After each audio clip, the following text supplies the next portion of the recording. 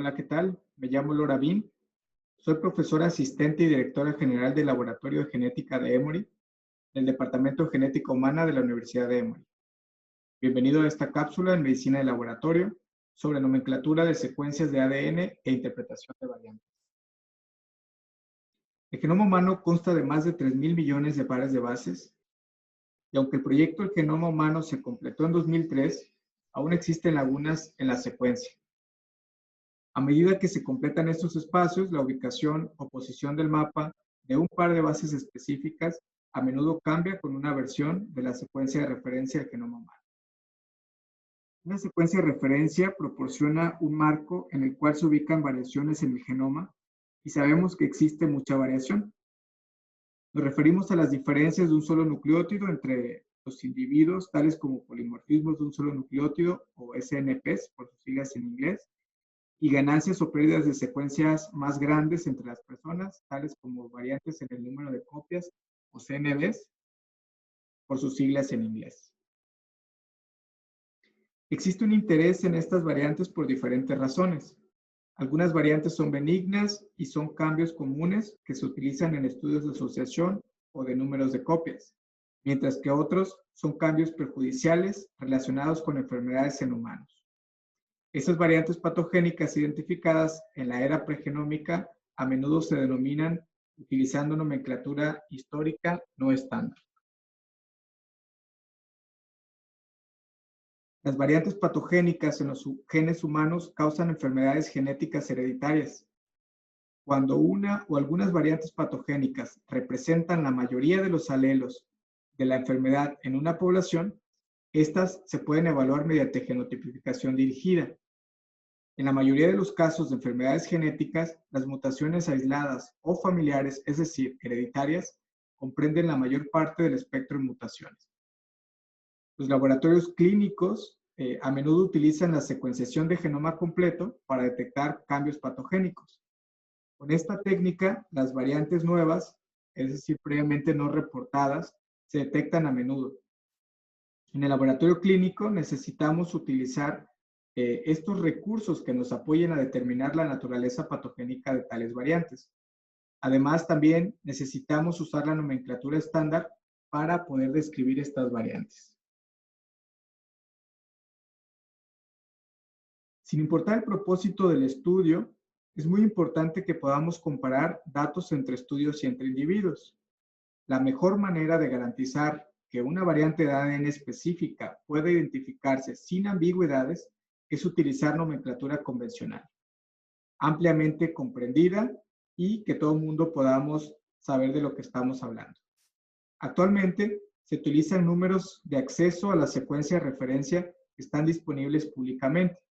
Este consenso es particularmente importante cuando se refieren a mutaciones genéticas raras o familiares, ya que puede pasar una generación o más antes de que otro miembro de la familia se presente para la prueba, momento en el cual los portadores de mutaciones conocidas pueden ya no estar disponibles para estudios confirmatorios. La Sociedad de Variaciones del Genoma Humano, HGVS, por sus siglas en inglés, ofrece recomendaciones ampliamente aceptadas para la nomenclatura de secuencias. Hay recomendaciones para nombrar cambios de secuencia genómica. Estas se nombran como G. Variantes de codificación, nombradas como C. Secuencias de ADN mitocondrial, nombradas como M. De ARN como R. Y de proteína como P. En comparación, todos con una referencia. La Sociedad de Variaciones del Genoma Humano, HGVS, tienen acuerdos de nomenclatura para variantes de pares de bases, tanto individuales como de lesiones, duplicaciones, inserciones, grandes reordenamientos, variantes intrónicas y casi cualquier escenario que se haya reportado. A continuación se muestran algunos ejemplos.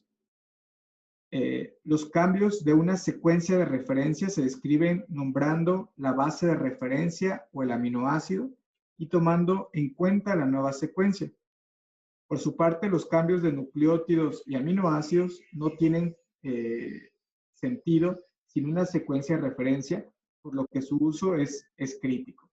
Es importante considerar que en la nomenclatura genómica el cambio de nucleótidos puede ser diferente a la nomenclatura de codificación. Esto se debe a que los números genómicos se refieren a una cadena del cromosoma, conocida como cadena positiva, y un gen puede estar en la orientación opuesta en el cromosoma o en la cadena negativa.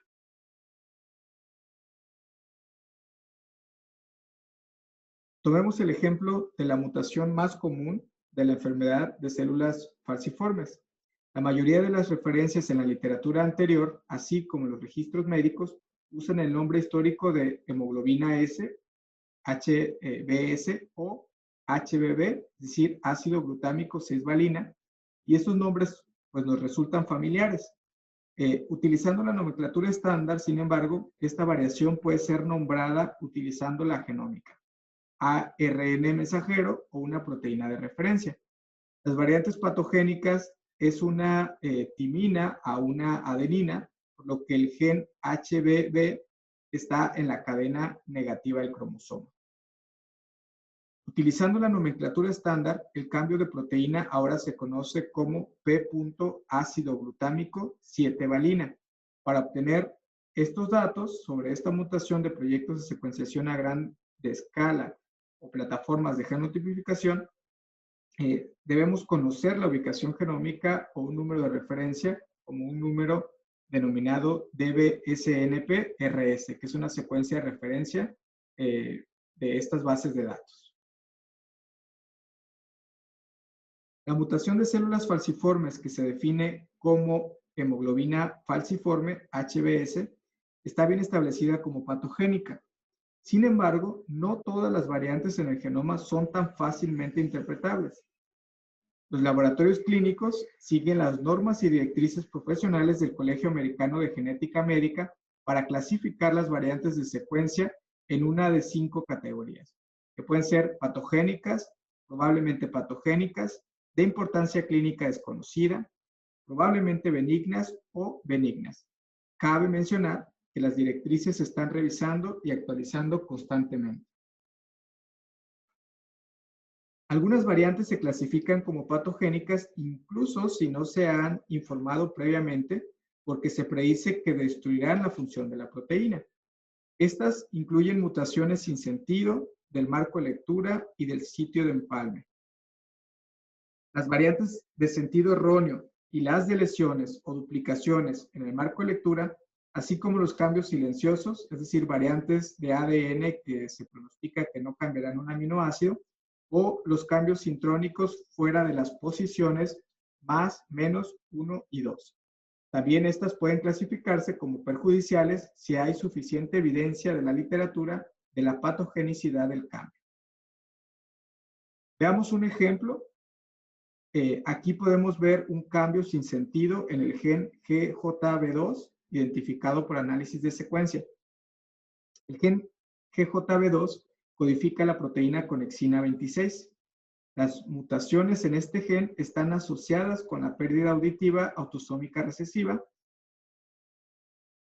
La secuencia de referencia es el trazo inferior en la que se puede ver en la parte de hasta abajo el GAG normal que codifica un ácido glutámico. La secuencia del paciente es el trazo superior, donde se puede observar que el paciente es heterocigoto para un cambio de guanina a timina, es decir, de GAT, en la posición de codificación 139.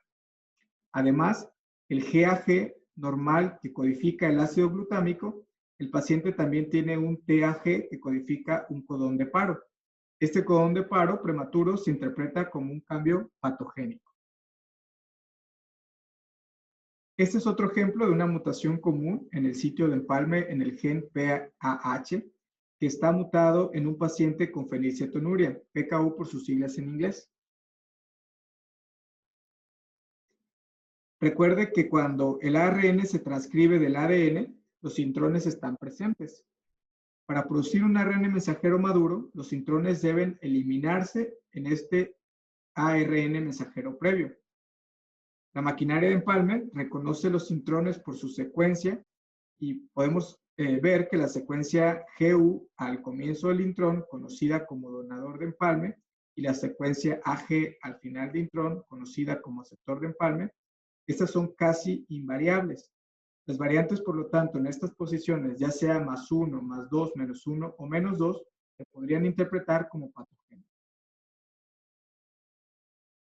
En el otro extremo del espectro tenemos cambios benignos. Clasificamos las variantes como benignas si se observa con una frecuencia en la población que es demasiado común para ser una mutación que causa una enfermedad. Estos datos pueden provenir de grandes estudios de población o de grupos de control en estudios publicados. A veces los resultados de estudios funcionales publicados demuestran que una variante no tiene efecto sobre la función de la proteína. Los proyectos de secuenciación a gran escala nos han proporcionado una visión mucho más amplia de la variación común en la población humana. Por ejemplo, el proyecto de secuenciación del exoma del NHLBI ha hecho públicos los datos de frecuencia de más de 8,000 alelos derivados de Europa y más de 4,000 alelos derivados de África. Estos son valiosos al determinar la patogenicidad de una variante de secuencia. Por ejemplo, la variante citosina a timina, C por T, de 34 nucleótidos río arriba al inicio de ATG en el gen GJB2, denominado codificante 34 citosina timina, es común en la población de África con más del 23% de los alelos siendo una timina. Este cambio se define como una variante benigna. La variante, por su parte, guanina-adenina en la posición de codificación 79 es más difícil de interpretar, ya que es rara tanto en las poblaciones europeas como en las africanas. Los datos del proyecto HAPMA, un estudio de población a gran escala diseñado para estudiar la variación genética, provienen de una población más diversa. Las variantes C.79G por A en el gen GJB2 es común en las poblaciones asiáticas. Con más del 15% de las personas estudiadas que son homocigotas para esta variante, podemos concluir que la variante no está asociada con la pérdida auditiva. Estos datos ponen de manifiesto la importancia de estudiar estas diversas variantes en diversas poblaciones. Muchas variantes de secuencia no se han observado previamente y no pueden determinar su patogenicidad. Dichos cambios incluyen aquellos de sentido erróneo o contrasentidos o aminoácidos que no se han informado previamente de lesiones o duplicaciones en el marco, es decir, pérdida o adición de aminoácidos sin un cambio en el marco de lectura, o, como ahora se identifica por secuenciación del exoma, cambios de nucleótido en genes cuya asociación con enfermedades humanas es desconocida. Aquí se muestra un ejemplo de una variante de significado desconocido en el gen MLL2, mutaciones en las que se produce el síndrome de Kabuki. El síndrome de Kabuki es un síndrome de dismorfología autosómica dominante en el cual una sola variante patogénica en MLL2 causa el síndrome de Kabuki. En este caso se identificó un cambio de guanina por adenina en la posición de codificación 10.740, el último par de la base del exón 38. La variante codificante .10.740 guanina por adenina no se ha observado en estudios poblacionales o en individuos con síndrome de Kabuki. Además, este cambio no se prevé que cambie el aminoácido glutamina en el codón 3580. Entonces, ¿cómo determinamos la importancia clínica de este cambio? Podríamos evaluar a los padres para ver si el cambio fue heredado. Esto nos diría si esta variante es una nueva variante en este estudio, en este individuo. Se dice que las variantes encontradas en un paciente, pero no en sus padres, ocurrieron de nuevo. Sin embargo, para que un laboratorio pueda decir que se produjo una variante de nuevo, la identidad de los padres debe confirmarse mediante marcadores genéticos. Aquí analizamos a los padres y descubrimos que ninguno de los dos tenía esta variante. Con el permiso de la familia, utilizamos técnicas moleculares para confirmar las relaciones parentales. Luego interpretamos este cambio como posiblemente patogénico. La información clínica sobre el paciente y los padres también es crítica para la interpretación. Si este cambio se hubiera heredado, tendríamos que determinar si el padre que lleva el cambio tiene características del síndrome de Kabuki. Dicha información nos ayudaría a construir un caso para llamar a esta variante probablemente benigna o probablemente patogénica. Pero una determinación final de ser benigna o patogénica probablemente requeriría identificar estos cambios en otras personas. En el caso que acabo de mostrar, combinamos datos de la literatura y bases de datos de variación genética con datos obtenidos al evaluar a los miembros de la familia de una persona afectada y clasificamos una variante como probablemente patogénica. Los términos probablemente patogénico y probablemente benigno generalmente se reservan para variantes en genes con fenotipos clínicos o metabólicos claramente asociados. Es importante estar seguro de que usted está en el gen correcto. Si el estudio de los padres de una persona afectada demuestra que un cambio de aminoácidos en un sitio conservado evolutivamente se segrega con una mutación conocida para una enfermedad recesiva o ocurre de nuevo para una enfermedad dominante, entonces esto es evidencia de que la variante es una variante probablemente patogénica. Si se encuentra una variante homocigota en parientes no afectados para un trastorno recesivo o heterocigótica en parientes no afectados para un trastorno dominante, entonces esto es evidencia de que la variante es probablemente benigna. Como cualquier variante, es importante reevaluar la patogenicidad de las variantes cada vez que se disponga de información nueva. Es importante conocer el proceso que utilizan los laboratorios para determinar la patogenicidad de las variantes de secuencia. Para esto, la recopilación de información precisa y completa sobre una variante en la literatura y de los estudios de población requiere el uso y la comprensión de la nomenclatura estándar. Los esfuerzos emergentes, sin duda, van a permitir a los laboratorios clínicos centralizar el conocimiento sobre las variantes de secuencia, incluido el proyecto NCBI CleanBar, que es un archivo público y de acceso libre de información sobre las relaciones entre las variaciones y los fenotipos humanos con pruebas de apoyo, y el proyecto del varioma humano. Estos esfuerzos serán especialmente útiles para los laboratorios clínicos a medida que avanzamos en la era genómica del exoma completo y la secuenciación del genoma completo.